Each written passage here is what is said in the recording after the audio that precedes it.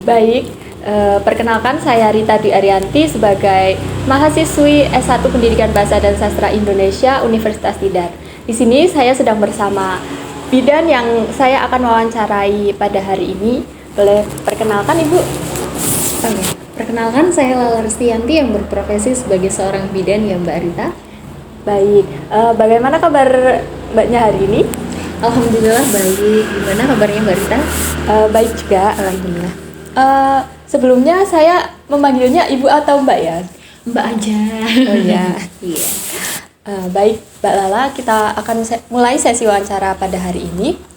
Sebelumnya kan di akhir-akhir ini banyak terjadi fenomena pernikahan dini seperti itu. Nah, sebagai seorang bidan, bagaimana tanggapan Mbak Lala atas fenomena tersebut? Oh ya, tanggapan saya sebagai seorang bidan fenomena tersebut itu sangat mengiris hati ya Mbak Rita ya. Karena apa? Karena kalau pernikahan dini otomatis dia dari segi kesehatan reproduksinya saja sudah belum siap ibaratnya begitu ya. Apalagi nanti kalau misalkan dia menikah, otomatis yang dia harapkan adalah kehamilan dan mempunyai keturunan. Nah dari jika dia usianya saja belum termasuk usia reproduktif atau reproduksinya belum matang, itu akan sangat berdampak pada wanita yang akan mengalami kehamilan, persalinan, dan juga nifas ataupun setelahnya nanti gitu ya Mbak Rita ya. Jadi sangat disayangkan sekali kalau misalkan sekarang angka atau kasus pernikahan dini itu masih sangat tinggi. Baik, menurut Mbak Lala kan tadi kan pernikahan dini itu sangat rawan ya untuk nantinya akan melahirkan atau proses reproduksi yang akan terjadi seperti itu. Menurut Mbak Lala itu usia yang paling layak untuk menikah itu usia berapa sih Mbak? Sebenarnya kalau usia yang layak untuk menikah itu untuk perempuan ya Mbak Rita ya, dari segi kematangan kesehatan reproduksinya itu usia 21 tahun, dan untuk kalau laki-lakinya itu 25 tahun. Itu yang dianggap sebagai reproduksinya sehat ya, maksudnya matang untuk nanti persiapan kehamilannya, persalinan dan sebagainya ke depannya. Yang dianggap matang itu usia 21 tahun untuk perempuan dan 25 tahun untuk laki-lakinya. Jadi usia yang matang itu usia rentang 21 sampai selanjutnya seperti itu ya. Betul. Nah, untuk tadi kan disebutkan juga ini beresiko jika pernikahan dini itu terus dilakukan. Nah, dampak yang paling besar menurut Mbak Lala itu sebagai seorang bidan untuk wanita itu sendiri apa? Oh ya, tentunya banyak sekali ya Mbak Rita ya. Mulai dari dia kesehatan reproduksinya belum matang, otomatis dia belum punya kesiapan untuk mengandung gitu ya. Kalau nanti kehamilannya tanpa persiapan, otomatis kehamilannya yang si ibunya sendiri yang mengandung itu bisa mengalami anemia, preeklamsi, atau nanti pada saat persalinan itu bisa mengalami persalinan prematur, persalinan prematur begitu. Kemudian nanti kalau misalkan lahir itu terkadang sering ditemukan kasusnya itu bayinya itu punya berat badan yang lebih rendah daripada bayi umumnya yang ibunya itu sudah siap untuk mengandung, seperti itu Mbak Anta. Sebelumnya Mbak Lala itu bekerja di mana? Oh iya, saya bekerja di tempat praktek bidan mandiri. Oh, seperti itu. Nah, di tempat Mbak Lala bekerja, itu seberapa sering sih ditemukannya pasien-pasien yang menikah dalam usia di bawah umur seperti itu? Sangat sering ya Mbak Rita ya, akhir-akhir ini apalagi gitu ya. Saya juga tidak tahu yang mendasari itu sebenarnya apa. Terkadang kalau ditanya pasiennya itu masalah ekonomi kah gitu ya. Kadang pendidikannya yang rendah juga mempengaruhi ya Mbak Rita. Jadi kesiapan untuk dia menikah saja, saya masih belum siap tapi terpaksa menikah gitu, banyak sekali. Untuk kasus-kasus yang pernikahan di usia dini ya Mbak Rita, itu kadang sering sekali dia mengalami keguguran gitu. Jadi karena dia ya ibaratnya rahimnya belum mampu, belum siap untuk menerima kehamilan, tapi sudah terpaksa atau tidak sengaja hamil tanpa direncanakan atau tanpa program hamil sebelumnya gitu Mbak Rita.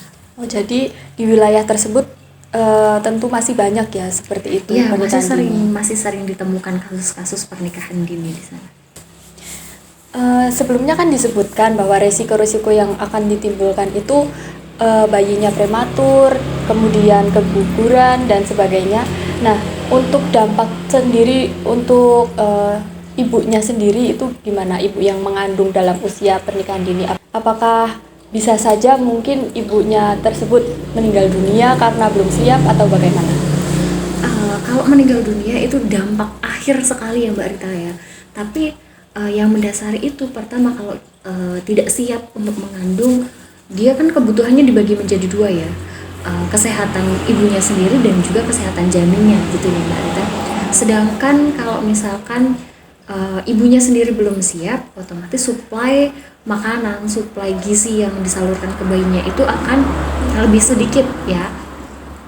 Terutama kalau misalkan ibunya itu sudah ada anemia, terus dia mengandung, itu akan bertambah berat anemianya.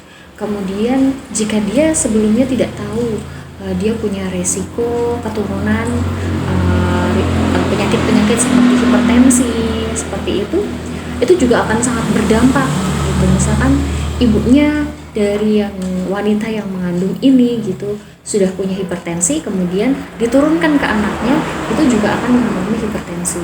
Nah, pada saat persalinan kalau misalkan hipertensi itu tetap tidak diawasi gitu ya, seringkali soalnya kalau misalkan si ibu itu pernikahan dini ya, misalkan melakukan pernikahan dini terus dia mengandung, itu jarang periksa Mbak Rita. Jadi kasus-kasusnya itu rentan sekali. Tiba-tiba dia datang sudah persalinan gitu ya, mau persalinan, tapi kita lihat riwayat pemeriksaannya pas kehamilan itu jarang sekali gitu.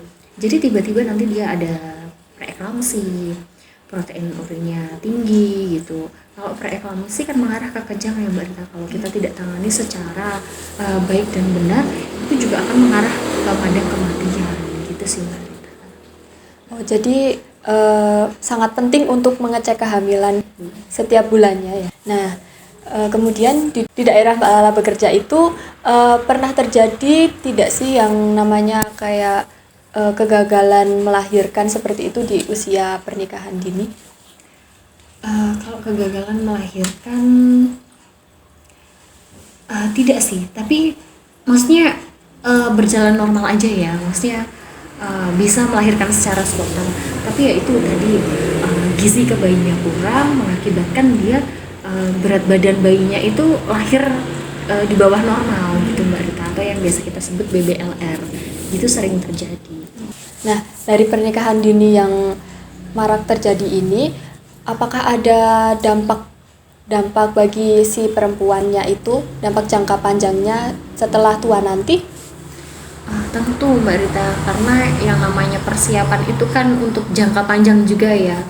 Kalau kita menikah di usia dini, kemudian melahirkan, hamil, melahirkan, punya anak, pengasuh anak, tanpa kesiapan reproduksi yang sehat, itu bisa terjadi atau meningkatkan resiko adanya kanker serviks gitu sih.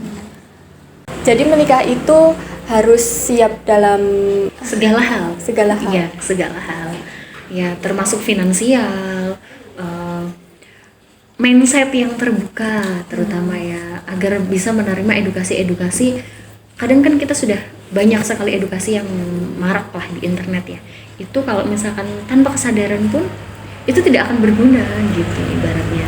Jadi memang harus didasari dari mindset yang terbuka, kemudian kesehatan reproduksinya.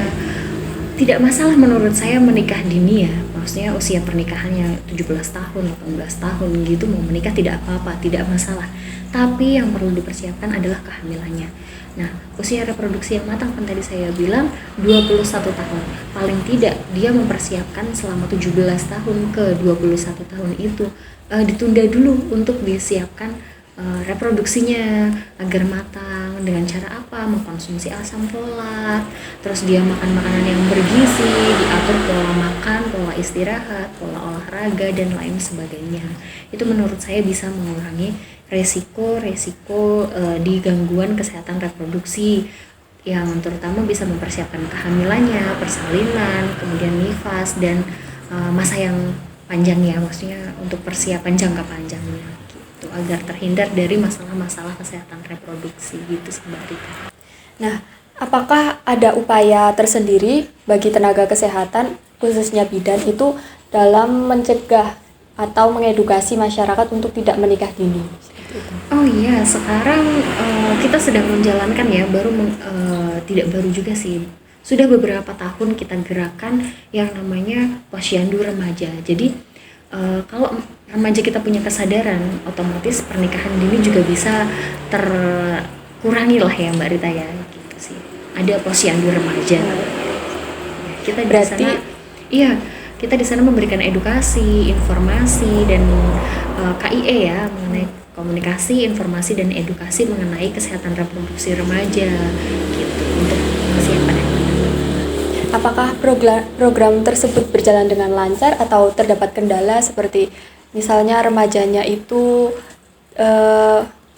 malas-malasan untuk mengonsulkan diri seperti itu? Untuk kendalanya, kalau pelaksanaannya di hari-hari kerja ya Mbak Rita, karena kan kadang remaja masih ada yang sekolah, ya ada yang kuliah, kadang ada yang bekerja juga gitu ya. Jadi kita sebagai tenaga kesehatan yang harus bisa mensiasatinya dengan baik dengan mengatur jadwal yang sesuai dengan remaja-remaja yang ada di desa tersebut. Apakah ada pesan dari Mbak Lala sebagai seorang bidan untuk remaja maupun masyarakat untuk pernikahan dini tersebut? Tentu ya Mbak Rita, kalau misalkan pernikahan dini kita harus mempersiapkan mental dan juga fisik ya. Agar apa? Agar si wanita tersebut itu bisa mempersiapkan kesehatan reproduksinya secara matang untuk menjalani kehamilan, persalinan, dan juga pengasuhan anaknya nanti.